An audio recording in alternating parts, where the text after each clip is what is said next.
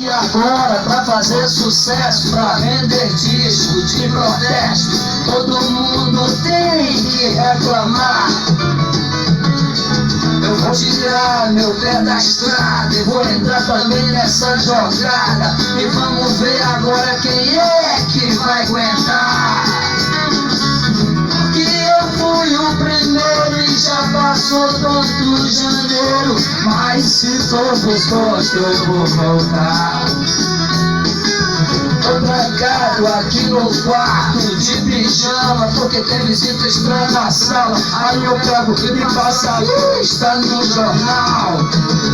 Um piloto roubou MiG, chega em Marte, desafie. Mas no entanto, não há galinha em meu quintal.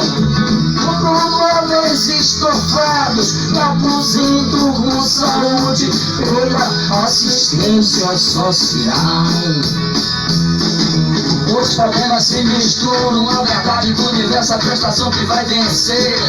Entro com a garrafa de bebida enrustida, porque minha mulher não pode ver. Ligo o rádio e ouço um chato que me grita nos ouvidos: pare o mundo que eu quero vencer. Olha os livros na minha estante que nada dizem de importante, serve só pra quem não sabe ler.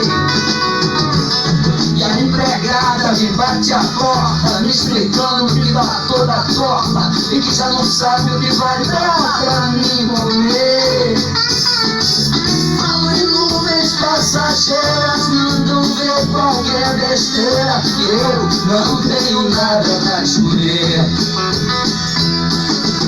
Apesar dessa voz chata e renitente, eu não tô aqui pra me queixar, e nem sou apenas um cantor.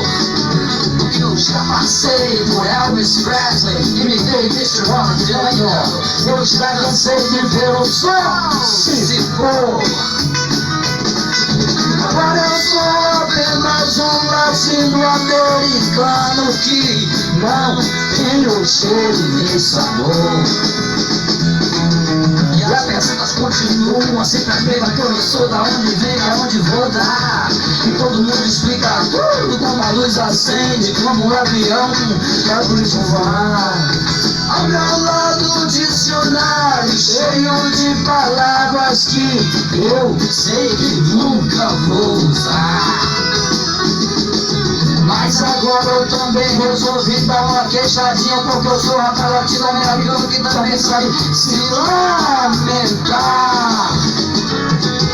Sendo nuvem passageira, não me leva nem a feira disso tudo que eu quero chegar.